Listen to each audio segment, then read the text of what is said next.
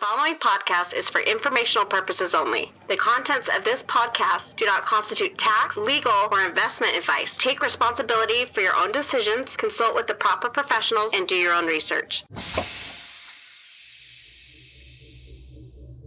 So being an advocate as well as a DAO member enabled me to contribute to this highly technical and complex project like the Graph through these community-driven initiatives.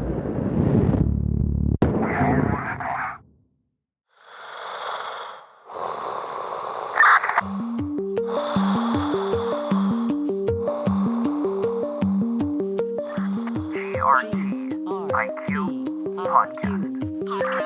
We are like astronauts floating in the space of time. Lost between the past and future.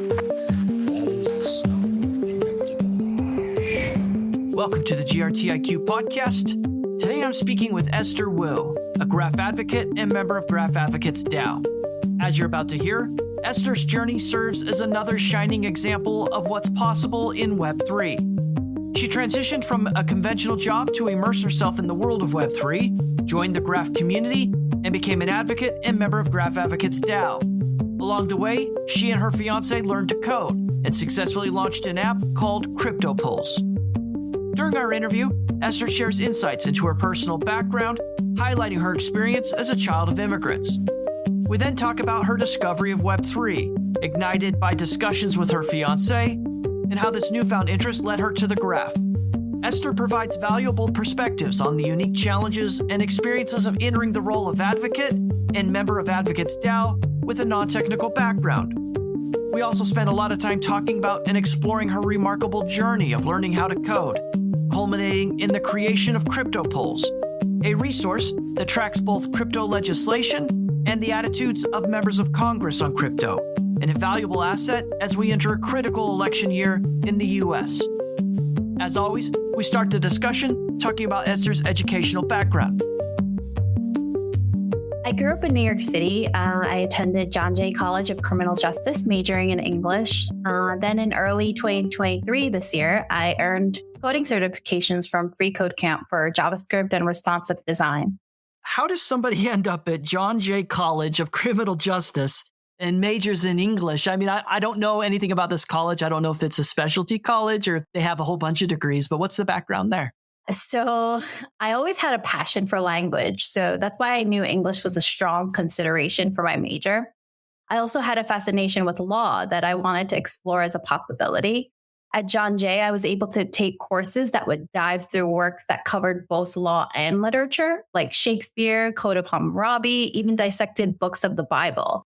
I loved learning how to interpret, define, and structure literature, and did not necessarily have like a future career in mind at the time I started college.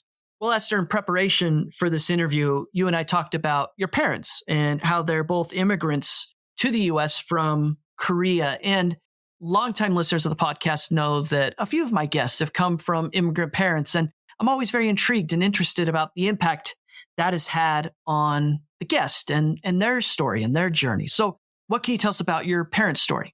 My parents are both from South Korea, and they wanted to come to the US to provide a better life for our family. As for most immigrant families, the journey was not easy.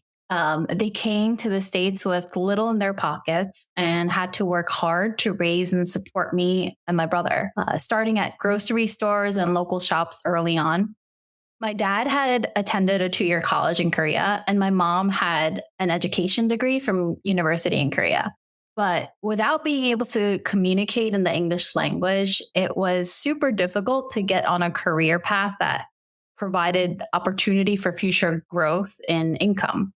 So my parents generally worked 14 to 16-hour shifts and started saving the hard way.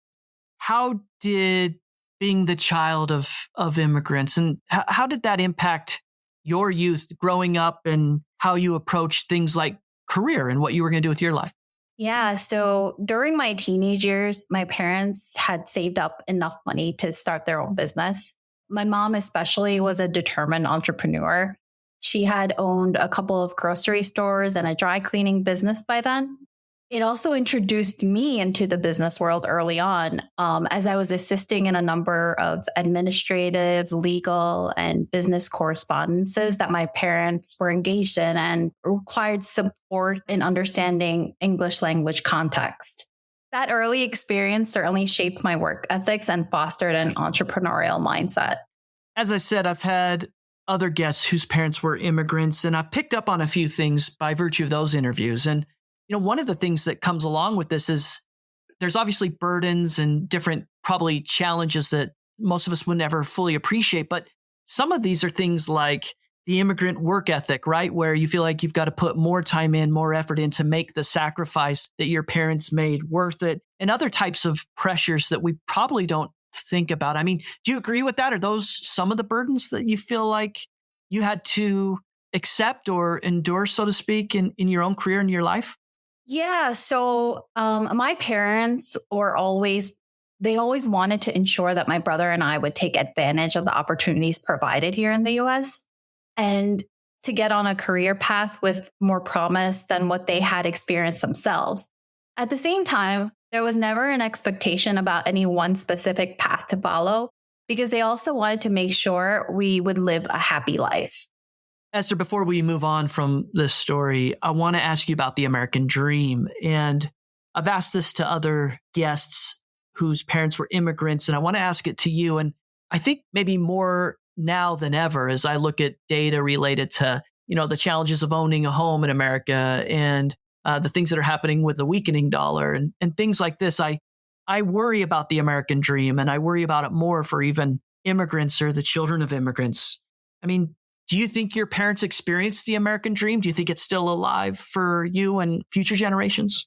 There were certainly many rough patches, especially having to acclimate to society, the American society. But I think that the biggest achievement of the American dream for my parents was to see their children having received a full education, including college, found a footing in the society, and the chance to lead a happy life.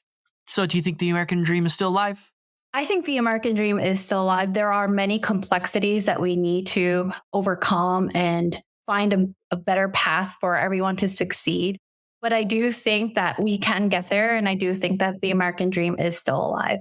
Well, Esther, I really appreciate you sharing that background. And it's definitely very inspiring. So thank you for that. Returning back to your story, then, let's talk a little bit about what you did after college. So after you got your education at John Jay College of Criminal Justice in English, you moved on and did what? So before and during college, I was working at a New York-based restaurant chain in customer service. And then once I graduated college, I was offered a full-time position in an expanded role at HQ. That's how I got into marketing and catering at a B2B level. So was that a good learning experience for you? It was a great learning experience. I joined the organization early on when they only had 2 locations and was able to contribute to their growth and expansion, which ended up being 18 restaurant locations within my time working there. So you moved into headquarters for this company, you're working with this catering business. And in that role, you oversaw and helped participate in the expansion to 18 restaurants. What was that experience like? What did you learn by virtue of being on that ride? It was actually a roller coaster for me because I was fresh out of college. I did not have this experience that I can pull from. So it was like learn as you go experience. I did know the ins and outs of the restaurant business from working at the operational level. However, I did not have this corporate experience before. So it was an amazing journey. There were so many skilled and experienced coworkers who were able to teach me their ways and like the little nuances in order to get me up to speed so that I can grow professionally in my career. Esther, you don't stay there forever. In fact, you move on. Talk to us about what you did next. Yeah. After a total of 14 years in New York in the hospitality business, I then moved to Minnesota and joined Wells Fargo's bankruptcy department. Take us through why you would move from doing something that you seem to enjoy, you were experiencing a lot of growth, and then moving from the catering business into the banking industry and going to work at Wells Fargo. I felt like I was ready for some change in my life, and I wanted to kind of change and explore different industries, leaving the hospitality industry behind. And although it wasn't necessarily finance that drew me to Wells Fargo, but rather the job position itself, I've gained a strong sense of customer focus in my career with emphasis on helping and supporting customers to meet their needs. And I felt like I can transition that also into a new position in a new industry. Makes sense. So what did you do at Wells Fargo then? I was actually working in the bankruptcy department. It was a client-facing role dealing with people who had declared bankruptcy and were facing hardships in many ways. I was able to help in guiding them through parts of the bankruptcy process and with any questions along the way. And you can imagine people going through bankruptcy can be very emotional at times. But there was definitely a sense of fulfillment that came with that role, knowing I was able to be a supportive element for people during that time. That seems like a taxing role, Esther, helping people through the bankruptcy process, but of course, a really important role. I'm curious if that experience changed your perspective or opinion on bankruptcy itself, right? I think everybody would approach that from a different perspective. I know the way I was raised and the way I thought about it. As I've gotten older, I think I've changed my view a little bit, but I'd love to know about your view and your perspective on it. It's not an easy road declaring bankruptcy. And in a lot of cases, it is definitely this sort of ultimate decision, but also you cannot look at it as a fresh start. And from my experience in the bankruptcy department, while there was a lot of this consoling and trying to support folks who were going through this process. And again, it's a very long, dreary process. But at the end of the day, you do feel the sense of starting anew.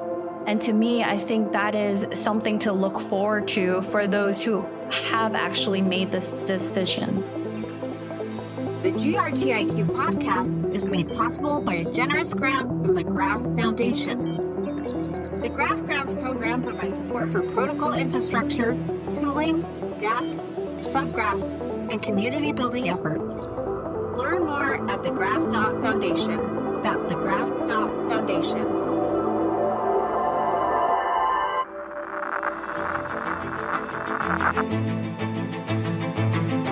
Hi, this is GRTiQ, and thank you for listening.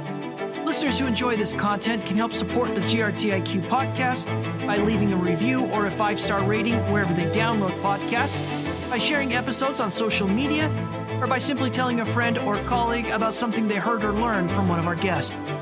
It's support from listeners like you that make it possible for us to keep shining a light on the people and stories behind Web3 and the Graph. Roger that. So Esther, I got to ask then, you're at Wells Fargo, you're working with people that are going through financial difficulty. I imagine it spanned a huge spectrum of different types of people from different types of backgrounds. But when you couple that with your own background and some of the struggles of being a child of immigrants and some of the challenges that you overcame and your parents overcame, did that impact the way you think about the economy or the way you think about issues related to financial equality? So as far as how this experience has impacted my view on the economy, it certainly gave me a closer and a more direct look into how devastating financial hardship can be, especially when it comes to families with children, elderly, and minority groups, all of which are generally facing a taller order to get back on their feet. I also got more insight on the ramifications of financial hardship, how it can negatively impact things like credit scores. That in turn puts negative effects on one's ability to access necessary financial and consumer products. I think that's why crypto has also impacted me, because I think the concept of permissionless accessibility is an element that I initially admired about crypto. And now I can really see the potential that it can provide in helping people all over the world. And so let's double click on that. At what point in your career here do you become aware of crypto and become interested in what this thing is? It's actually quite funny when I think about it. My fiancé, Oliver, had already been immersed in the crypto and Web3 space for, I think, a year or so while I was working at Wells Fargo. During that year, he would talk about decentralization this and power of permissionless that. And to be honest, I loved watching him talking so passionately, but I understood little to nothing about anything he was saying. I would just nod and say, oh, that's interesting. Then one day something just clicked in me and I started to be able to finally connect some dots and not just hear the words he was saying. Having been so emotionally tired also from my day-to-day in the bankruptcy world, learning about crypto and the vision of Web3 was a breath of fresh air for me, feeling like I can really be a part of something great that can help and change the world. Esther, as I think about some of the other guests that have been on the podcast and their first exposure to Web3 and crypto, they haven't been as fortunate as you to have their fiancé introduce them and probably mentor them into it. So a lot of people come to it from this perspective of price speculation because they hear about Bitcoin and they decide to see what this thing is all about. And eventually they learn about Ethereum and then this kind of aha moment of what this underlying tech can do for the world. But your experience is a little different. What were your first impressions? I mean, as you were being shown what crypto and Web3 was, were you having aha moments of, oh, wow, this is the next internet, or this is an emerging technology that I wasn't quite aware of that I should pay more attention to? I mean, walk us through some of those first impressions, what you were thinking. Yeah, so it's so true to say that my experience of walking into the world of Web3 and starting to learn this new innovative concept is so different from probably many of folks out there who are hearing about crypto and hearing about blockchain. My personal experience through a personal mentor walking me through had not much to do with like coin prices or anything along those lines, but more about the mission of Web3. So I'm glad that I was able to have that personal mentor to walk me through my first experience in the space. I would hope for anyone who's listening, if they can find someone who's already a little bit more knowledgeable in the space to help walk you through to understand the different concepts that are so important to the mission of Web3. Okay, Esther. So at some point, you become so activated on Web3 and crypto that you leave Wells Fargo and go full time. Talk to us a little bit about that transition. I mean, what was that experience like? Did it feel like you were taking on risk or pursuing this incredible opportunity? Just walk us through what you were thinking. Yeah, so there is a bit of when you have a personal mentor to guide you through the Web3 and crypto space, there's some handholding, but there's also research that you want to do for yourself and understanding the different concepts and trying to find your own passion. And I felt that after having gone through some months of understanding the basic concepts of blockchain, along with the various terms and necessary sort of starter pack information, I saw this announcement for the Advocates program launch, and I just knew I had to apply. But at that time, I had already sort of decided that I wanted to immerse myself into the Web3 space full time. And even though I didn't have this sort of guaranteed source of income from doing so, I took a huge leap of passion and I resigned from Wells Fargo. And then a couple of weeks later, I ended up applying to the Advocates program. I want to double click on one thing you said there, Esther, which is this move into Web3. As you've already shared, you have a non-technical background. You've mostly worked in customer service, customer success type positions. And yet Web3 is so technical, or at least it has the perception of being a very technical industry. So I'm curious about why someone like yourself with no technical background, certainly have the passion and the interest. You've got a great mentor, but you don't necessarily have the technical skill to come in on day one and start building in Web3. So help us understand that transition. What were you thinking? What was it about moving into Web3, given your background, that you thought this is still a place for me? Yeah, that's a great question. So at first glance, even for me, when I started to learn about crypto and blockchain, I'm like, how does a non-technical person ever even think about getting involved? I myself had a hard time, even when I was learning about the graph. I wanted to engage and try to contribute somehow, but didn't know which path to take or how to do that. And what I found as I was gaining more experience, whether it was with the graph community or other communities that I also tried to immerse myself in, I realized that community is so important because it's the people and the interactions you make that help grow the Web3 ecosystem. And to that end, I feel we've seen more and more DAOs appearing. And I think when you think about a decentralized organization like DAOs are, you really feel that sense of like-minded folks coming together. And as I saw, for instance, the Advocates program and other DAOs appearing, I started to realize how important and vital communities are, and that interaction, networking, building relationships. So I do feel that communities are the way to help grow the Web3 ecosystem. As you mentioned there, you applied to become a Graph Advocate just weeks after the formal announcement. So I know you eventually became an advocate. You were one of the first generation then. Talk to us about that experience. What was it like joining Graph Advocates in those early days? Being accepted into the Advocates program, I would say it's a moment in my life that I will never forget because it really gave me this feeling like I had arrived in Web3. As I became an advocate, I was focused on the community care role and providing guidance in the overall Graph community, which included helping new advocates as they were onboarded to the Graph Advocates program. And it's just been a really amazing experience collaborating with so many like-minded people.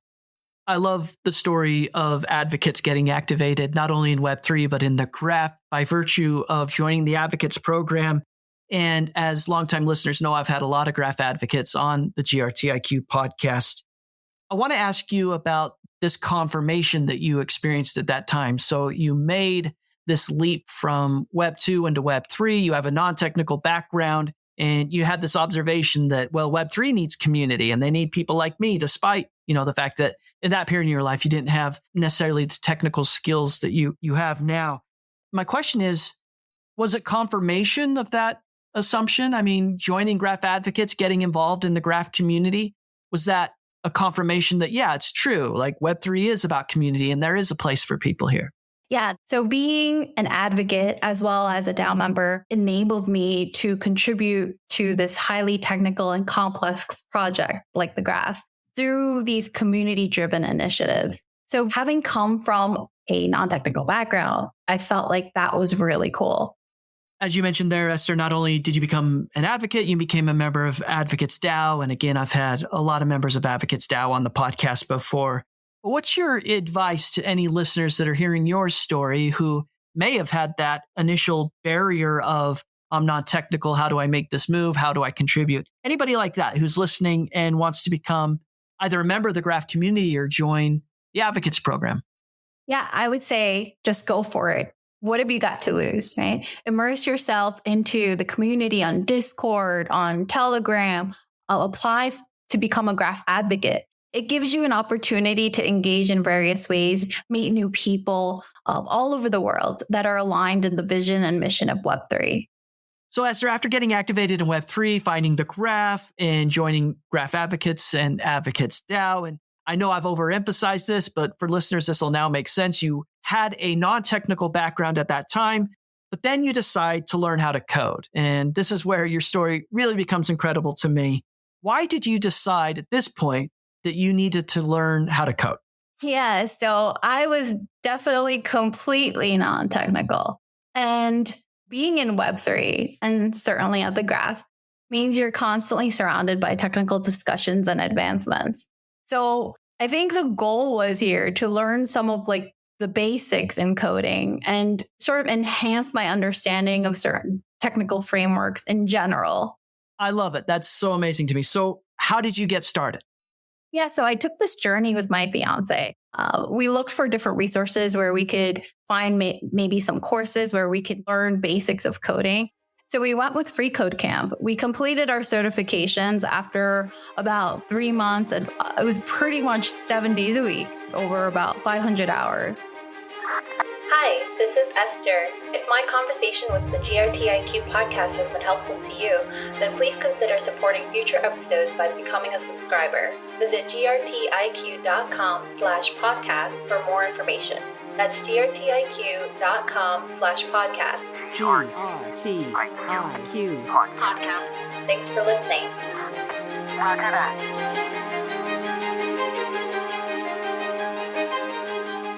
Given the context of your story and your background, then, I got to ask about that experience of learning how to code. As you said there, sounds like you put a ton of time into this, but what was that experience like of going from non-coding background to learning how to code? How did you do it? What was that like?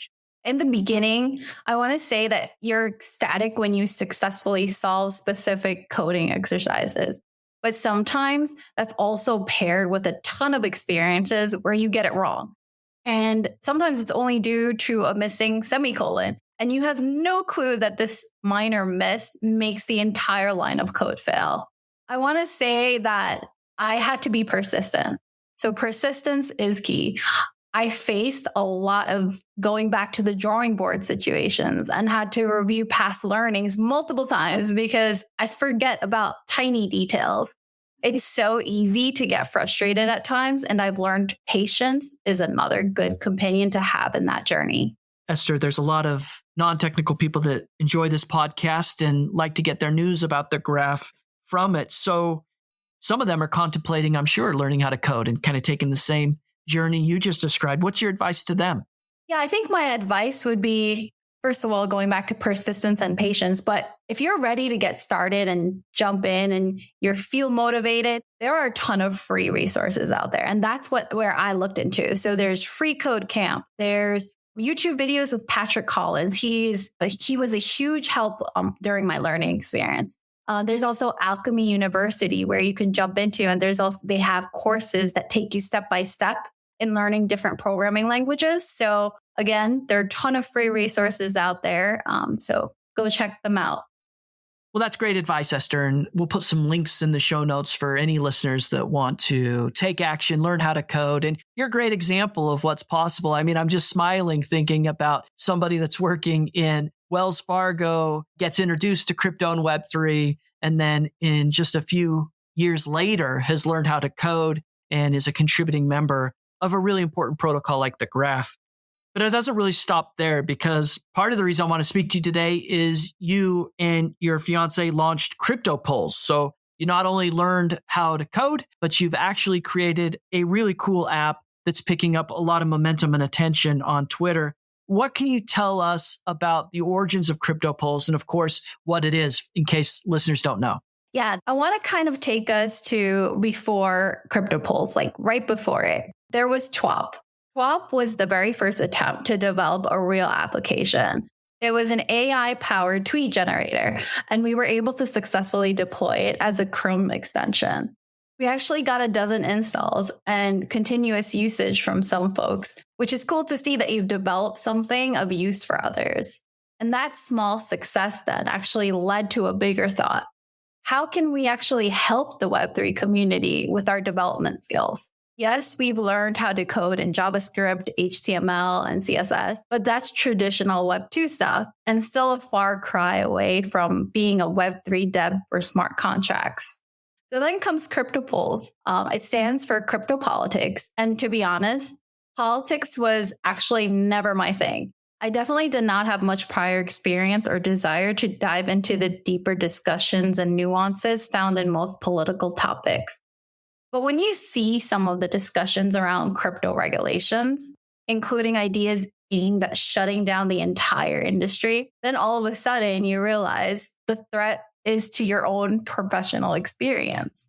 And that real impact has created a motivation for me to engage on the topic. So not dissimilar from other startup stories, you had an initial project that you probably cut your teeth on. It didn't go exactly as planned, but you eventually pivoted and now you're working on CryptoPols. Talk to us about why then you started CryptoPols. You mentioned it a little bit there, but just double clicking on that.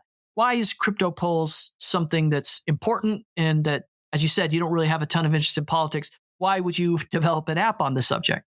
Yeah, so we've witnessed how political debates in Washington around crypto regulations have really heated up over the last year, especially after the FTX fallout.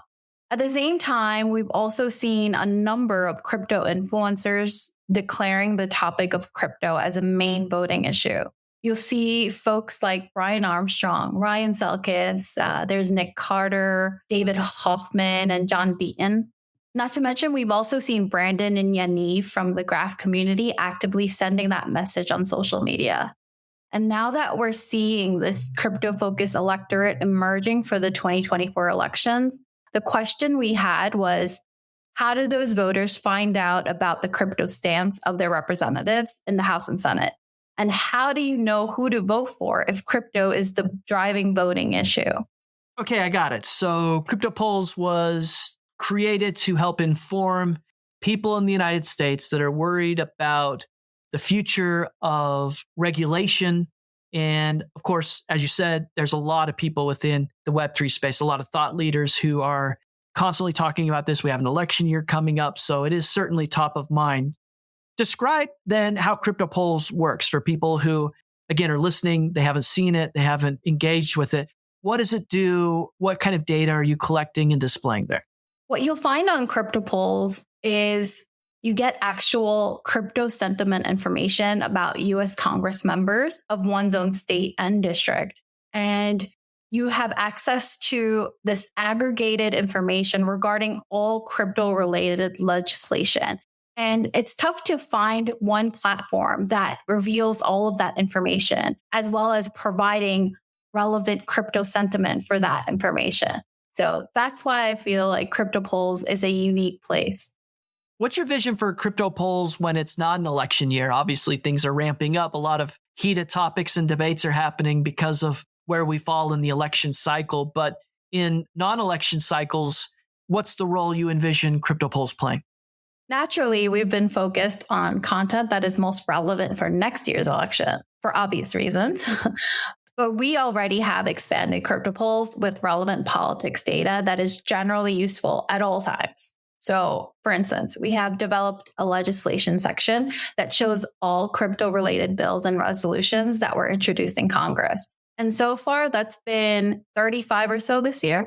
Interesting fact, though, there are a ton of bills that are being introduced in Congress over a 2-year span, some 10,000 or so on average. If you want to find all proposed bills on any specific topic, it's very difficult to extract this comprehensive list on your own. So CryptoPols does the work for you, essentially, and you can simply check in on a regular basis to see the progress individual bills have gone through. We also evaluate each bill in detail and provide users with a rating of whether the bill is pro or anti-crypto, and how big of an impact that proposed bill would have on the crypto industry overall. Users can quickly see summaries without having to go through the entire language of the bill. And we've tried to focus on presenting the data back to users in this sort of easy to understand format. But besides legislation, we also want to help crypto-focused voters to engage in the political process, be it in an election year or not. So we're currently building a contact your representative feature. So we've seen something like that with the Stand with Crypto initiative, where you can enter your address in a form and you're given a pre-populated letter of sorts. There are a lot of different ways you can approach such a feature, and we're currently evaluating the design that we like best for that. We want to come up with something that's very streamlined and configurable for different scenarios in ways we haven't seen it elsewhere. More to come on that in the coming weeks, but that's our focus on the development side of the project right now. That's a great overview. And I've clicked around CryptoPols myself and, of course, follow it on Twitter. And it's nice. You can click on a specific state, see the representatives of that state. You also get updates of important legislation and bills that are being passed. So what's the hope here? Like, what's the intention? It can't just be to provide easy access to crypto legislation and local representatives, right? Yeah, the mission of CryptoPols is to display all that data in one place so that folks in the US can review that to make better informed voting decisions that are aligned with one's own crypto views. So Esther, clearly CryptoPols is very US-centric. A lot of the regulation and the information there is directly tied to things happening in the US. What is that relationship then between, the US and the broader kind of regulatory worldwide environment? So we have and continue to be focused on the US for a couple of reasons. First, when it comes to crypto regulations, the US is way behind other countries that have already implemented different legislation around crypto. That means that the position and sentiment towards crypto is not even fully established for many members in Congress. You'll see many politicians still don't know much about crypto at all. And that's why CryptoPols can be very helpful when we capture that data on politicians as soon as they signal it, either through a public statement or legislative action, such as a vote they cast on a crypto bill. Second, it's also based on capacity. Covering the US is in itself a noticeable effort. It requires a lot of attention to detail in order to provide this streamlined presentation of the data and to ensure that the data is actually accurate and complete. For example, you want to avoid generating a wrong crypto sentiment rating for a politician that doesn't truly reflect his or her stance on the matter. So it's a lot of work, and we are also continuing to develop new features that will help users and voters in the US, and those will be released in the coming months. Well, I love the story, and I love the fact that, as I've said, you went from non-technical to technical, and now you've created CryptoPols, and encourage listeners to go check this out, especially given where we are in the regulatory climate in the US and the implications, as you said there, that the US has on kind of a worldwide level. Given all the research you've done, all the data you're pulling in, building this app, I do want to ask you about what you've learned or your observations about the upcoming election cycle. We've got a lot of important decisions to make. And for people that are deeply concerned or worried about the future of crypto, they'll need to vote in a way that kind of supports that. So as you look ahead, and I know you don't have a crystal ball, but what do you kind of foresee or anticipate in the upcoming election cycle here in the US on this topic? I think the upcoming election cycle will be the most captivating one we'll have ever seen, which is driven by the candidates running for the presidential office, given their background and stories. I think that overall, crypto won't get quite as much coverage as we might hope for because the focus in the debates on the national level will likely be elsewhere. But I don't think that matters too much because crypto can be a much more relevant topic down ballot, especially for the House of Representatives, but also the Senate, where there are some interesting seats coming up for election among the total of 33.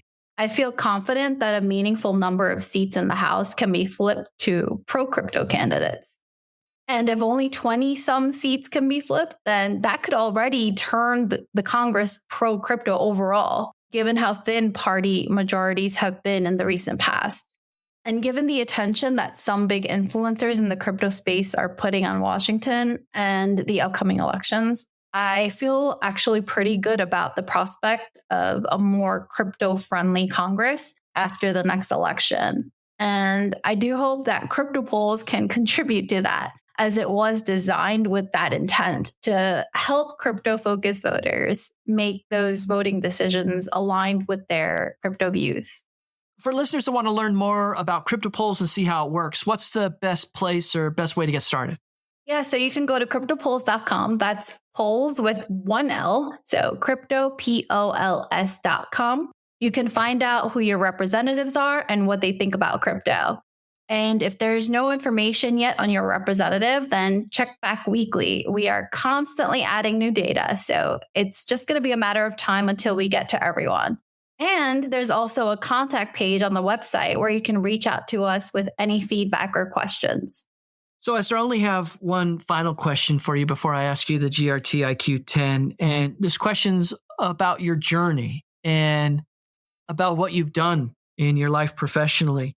You transitioned from a degree in English with a little bit of interest in criminal justice to working in the restaurant industry. Then you moved into the financial industry. And now here you are in Web3 and you've learned how to code and launched CryptoPols. So my question is about your drive. and your approach to trying new things. What is behind all of this? What drives you? Yeah, so throughout my career, there have been huge transitions, lots of changes, and met so many different folks, especially in Web3. And I think for me, it's always been about curiosity and this eagerness to continuously learn more and more. And for my drive, for wanting to gain this sort of deeper understanding on things, for instance, for Web3, learning how to code gave me a better understanding of technical frameworks. And that came through being involved in Web3. And I hope that as I continue, I'll find more and more things that I get curious with and start to engage more in. Well, Esther, I'm so grateful you came on the GRTiQ podcast and shared your story. And now I'm going to ask you the GRTiQ 10. This is a standard segment of the podcast every week where I ask a guest 10 questions in hopes of not only helping listeners learn something new, try something different, or achieve more in their own life, but just shine a different light on the guest, get to know them a little bit more personally. So, Esther, are you ready for the GRTiQ 10? Let's go. The GRTiQ 10. This is the way. 10 questions for astronauts floating in space. What book or article has had the most impact on your life? I would say Neverwhere by Neil Gaiman. Is there a movie or a TV show that you would recommend everyone should watch? 12 Monkeys, the TV series. It's the best time travel series. And how about this? If you could only listen to one music album for the rest of your life, which one would you choose? I love Disney, so Frozen. What's the best advice someone's ever given to you? What defines you most in life is not the situations you run into, but how you react to them. What's one thing you've learned in your life that you don't think other people have learned or know quite yet? Failure isn't an endpoint. It's merely feedback. What's the best life hack you've discovered for yourself? Drink water, a lot of it. Based on your own life experiences and observations, what's the one habit or characteristic that you think best explains how or why people find success in life? I would say being proactive. And the final 3 questions, Esther, are complete the sentence type questions. So the first one is, the thing that most excites me about Web3 is? The ability to directly collaborate with people all over the world. And how about this? If you're on X, formerly Twitter, you should be following... Definitely Chase Chapman. And the last question is this. I'm happiest when? My fiancé cooks for me. The GRTiQ 10. After this, I show you